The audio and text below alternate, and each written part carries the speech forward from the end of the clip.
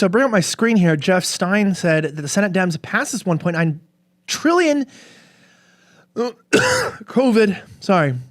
I coughed because this is disgusting. Did you cough because of shock or because of COVID? No, I told you I yelled COVID. Remember I told you that people used to yell Kobe when they shot their shot? And I just yelled COVID as a warning because may he rest in peace. Kobe's not around, but COVID will be around for a lot longer than probably most of us. But the biggest provisions here is that you get $1,400 checks per adult and kid for earners making under $75,000 and married couples making under $150,000. This excludes a lot of people that were previously eligible. I do want to say, though, that I don't think a lot of people should be getting stimulus checks. Really, realistically, I think you should have to apply for them. And I think you should have, I guess they wouldn't have time to process the paperwork, but there should be some sort of an application rather than automatic giving, because I feel like some Americans need the stimulus checks a lot more than others.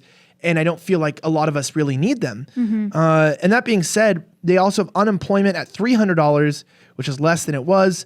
$350 billion for cities, states, and tribes.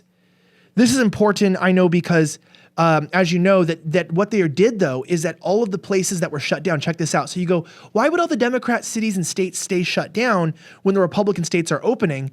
If it's going to hurt their economies, how would they bounce back long term? Well, the Democrats made this bill so that basically what it did is it allocated most of the money to help Democrat cities and states by helping places that remain shut down. So if you remain shut down and you lost value of your economy, then you were going to get rewarded by this stimulus package. So it was a way to pay back the governors and the mayors for shutting down their cities and states and listening to the Democrat Party and then saying, well, now we'll get your back and we'll reimburse you, while failing to reimburse any of the Republican states who opened up earlier because they were bouncing back. So it shows you why they remained shut down, right? I mean, this shows you the corruption, and it's taxpayer funded. It's disgusting. It's disgusting.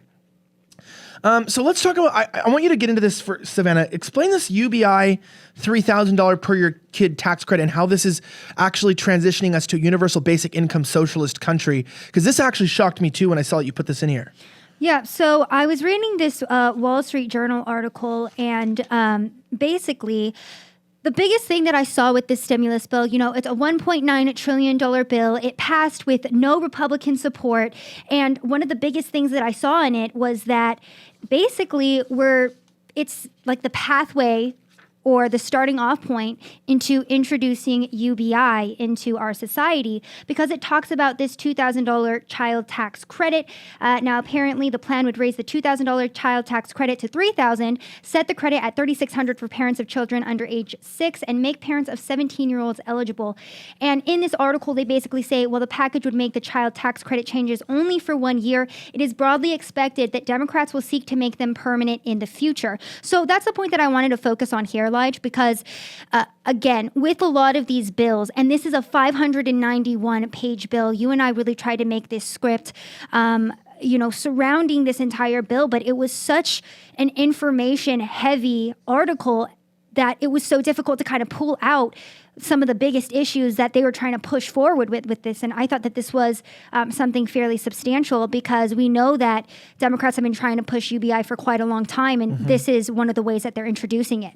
Yeah, and they're trying to bring this in so that people are reliant on the government and so that they're not reliant on themselves, because then you can expect less of people to fight a government when they're so reliant on them. We also know, too, that this provides $46 billion for funding for contact tracing and testing for COVID-19.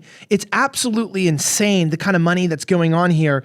And we know that this dependence on the government, this help for you based on the color of your skin, more relief for women, is just pushing our country into a place of weakness.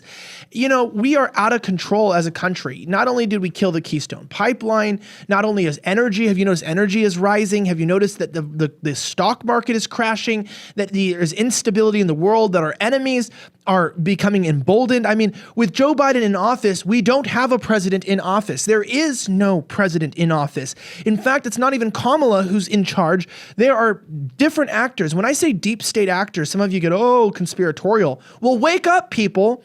You need to wake up at this time and realize that what the deep state means. These are operatives that are non-elected bureaucratic members who remain in office, who try to control what they want for the future of this country and the world without being elected into office. In fact, we aren't a democracy. We are a constitutional republic.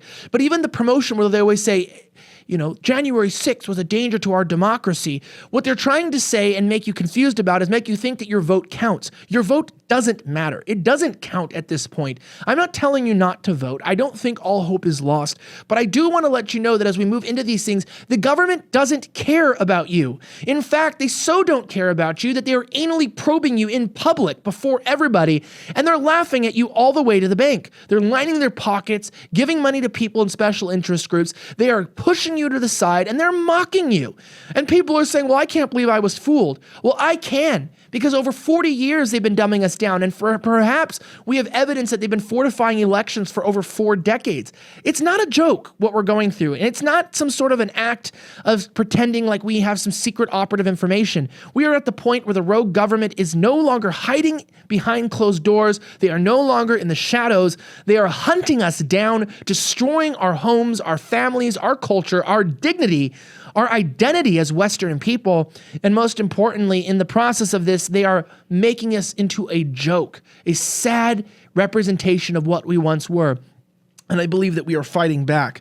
And we are definitely not going to be winning by passing more stimulus bills, which in the end is the ultimate goal of the Great Reset, which is to get our country into greater debt so that in the end we can not own private property and all be one communist utopia.